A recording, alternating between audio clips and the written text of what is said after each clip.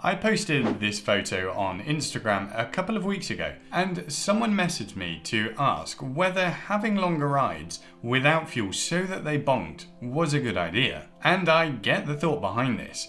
You're pushing yourself hard and forcing your body to use up fuel and adapt to the stress of it. So it makes sense that this might be a good thing to do, and you can then improve and come back stronger. And actually, is bonking just reflective that you've put in an awesome amount of effort and after you've recovered a bit, something to just feel a bit smug about? Well, let's get into it.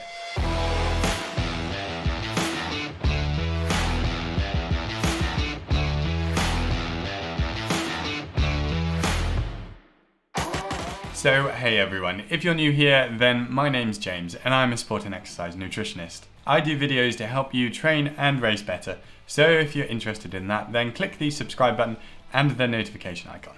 Okay, so let's talk all things bonk related, and let's start with what is bonking. Well, our muscles and basically all our organs inside our body run on something called glucose, which is a basic carbohydrate. Our body maintains a pretty tight control of glucose in our bloodstream to make sure that our organs are provided with it continuously. Our body has a store of this glucose as glycogen in our muscles and our liver, and it converts glycogen into glucose to then be used in our cells to create energy. Now we've only got a limited supply of that glycogen and we use it at a faster rate when we exercise. But when we get to a critically low threshold of glycogen, we bonk. And that's the term we use for going to such a low level of glycogen that we can't support exercise at the same intensity, and generally it feels pretty dreadful. So that's bonking in a nutshell.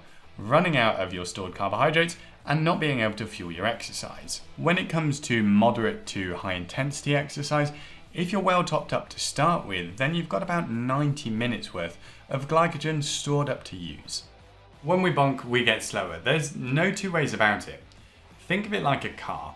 If you run out of petrol or diesel, or your battery runs out for you fancy electric vehicle people, nothing more is going to happen. You might be able to make it jolt down the road a bit or go really slowly, but you're not going anywhere quickly.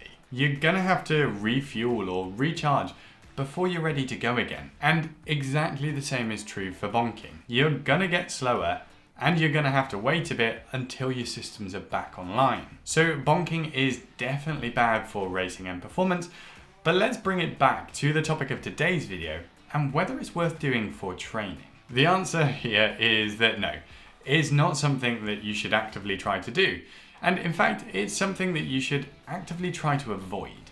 Now first, let's talk pure performance. The point of your training sessions is to create a stimulus to improve. If you're trying to hold X pace or power, bonking isn't going to help you with that. You're just going to get slower. So you're not actually creating the stimulus that you need or completing your session as planned. But it's far more than that too. Our glycogen stores can take anywhere between 24 to 72 hours to fully replenish once depleted. So if you're bonking and then you've got a training session later that day or even the next day, then you're not going to be able to perform as well as you can for those either. So it becomes a bit of a vicious circle here.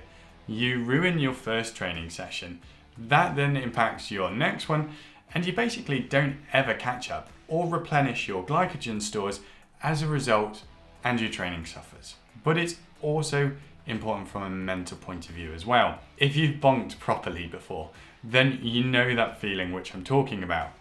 It genuinely feels awful, and it takes some time to recover from it. So again, it's likely to disrupt your other sessions too, or perhaps even just your daily life. So, because of all of these reasons, you should make it your goal to stop bonking from being the limiting factor for your training. Instead, you should be aiming to complete your sessions as planned with proper nutrition, proper recovery, and make consistent progress over the long term. Alright, so we know that it's not good to bonk. So let's quickly talk about how to stop it. And really there are two main areas to talk about. The first is to really understand your training sessions and fuel appropriately before and during them. If you know that you're going out on a big training ride or a long run, then have a good meal with carbohydrates beforehand and then consume carbohydrates during your workout too. Generally, the earlier the better because you're giving your body a chance to absorb and then use those carbohydrates. For training sessions, about 40 grams of carbohydrates per hour is probably sufficient, but if it's higher intensity training that you're doing, then you might need to increase that. A bit of prior planning here goes a heck of a long way, so start factoring nutrition into your sessions. The second thing is to consider your overall diet and intake of carbohydrates. Carbs really are king for performance, so you need a sufficient amount of them in your diet. The exact amount will depend on the training intensity and volume, but in general, triathletes should be consuming a minimum of 3 grams of carbohydrates per kilogram of body weight per day. That might go up to as much as 10 grams per kilogram during high volume periods. You need to replenish the carbs that you're using up to ensure that you're giving yourself the best chance of recovery and then performing again in the next session. Alright, so that's it for today's video. Now that you know that you don't want to bonk during your training sessions and some simple tips on how to avoid it, we're going to delve into this in a bit more detail in some future videos, like how exactly to fuel your long rides or runs. So if you're interested, then make sure that you press the subscribe button and the notification icon to stay up to date with my videos. And if you haven't already, then I'd really appreciate it if you gave the video a like because it really helps this channel out. And I'll catch you in the next one.